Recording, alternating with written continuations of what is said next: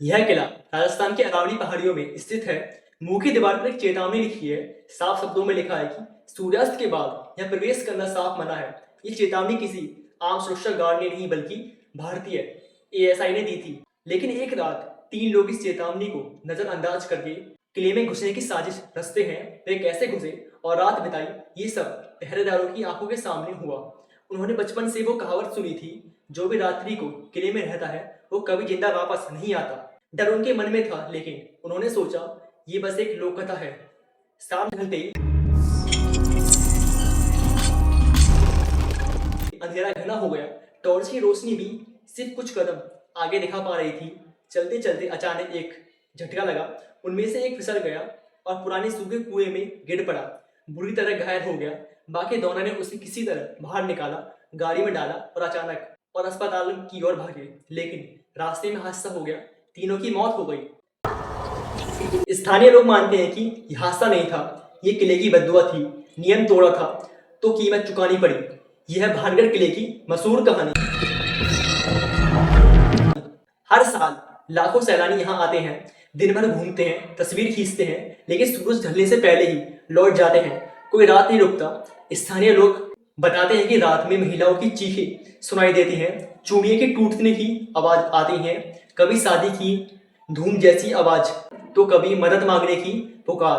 पर्यटक कहते हैं कि उन्हें लगता है कि उन्हें कोई पीछे से बुला रहा है। अचानक इत्र की खुशबू आ जाती है। नृत्यशाला के पास घंटियां पैरों की आवाज गूंजती है। लेकिन भानगढ़ की असली कहानी उस किस्से से कहीं ज्यादा दिलचस्प है और गहरी है।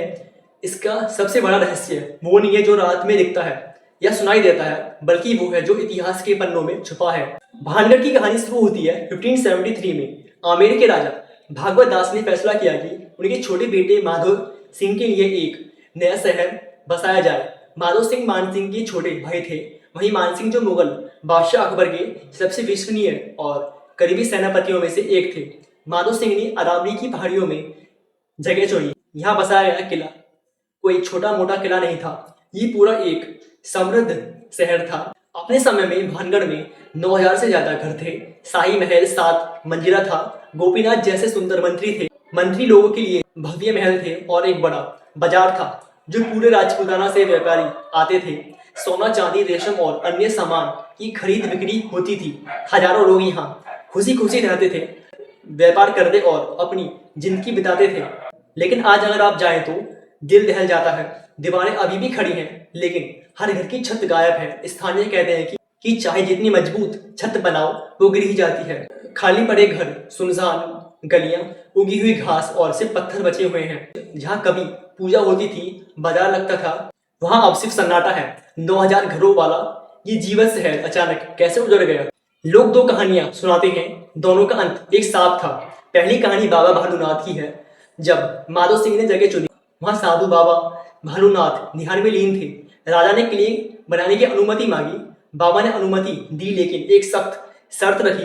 किले की ऊंचाई इतनी ना हो कि उनकी छाया उनके घर पर पड़े। राजा ने वादा किया।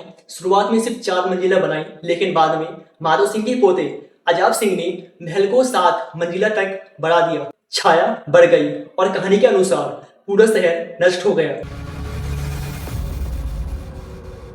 दूसरी कहानी और भी डरावनी है। भानगढ़ में तांत्रिक सिंघिया रहता था जो काला जादू जानने में माहिर था।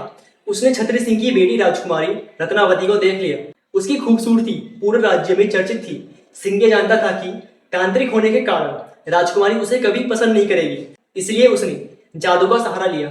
एक दिन रत्नावती बाजार में इत्र की दुकान पर रुकी। सिंघिया ने इत्र की बोतल को मोहब्बत का जादुई इत्र बना दिया, लेकिन राजकुमारी चालाक थी। उसने बोतल उठाकर एक बड़े पत्थर पर दे मारी। जादू पत्थर पर असर हो गया।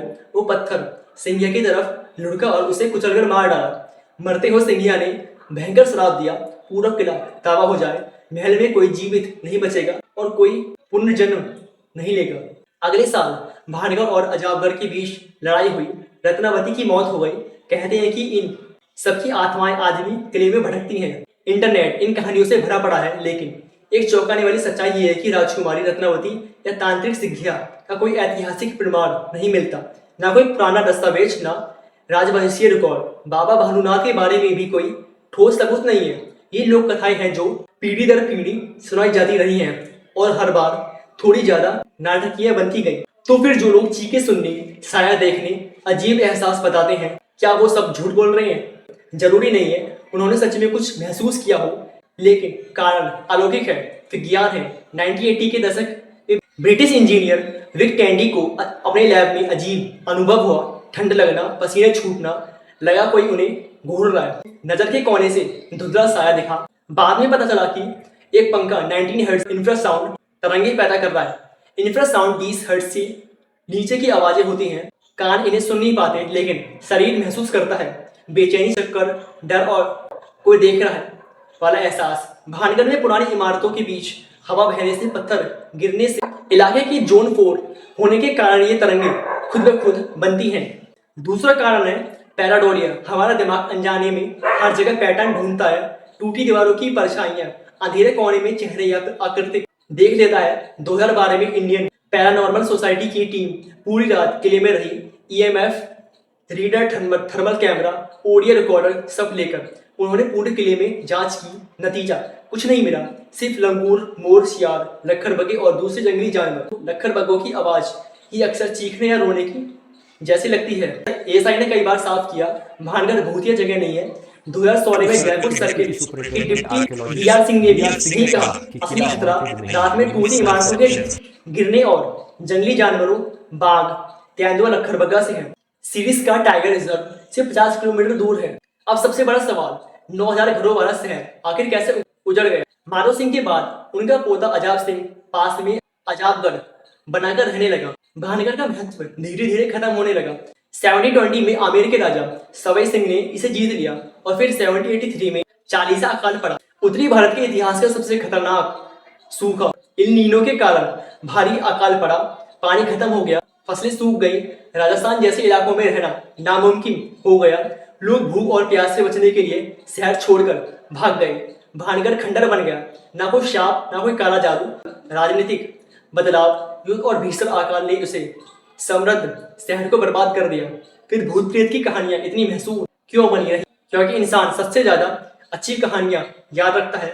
साधारण अकाल और पलायन की बात उबाऊ लगती है, लेकिन तांत्रिक राजकुमारी, काला जादू, श्राप और बदला वाली कहानी में ड्रामा, नायक, खलनायक और क्लाइमैक्स सब होता है।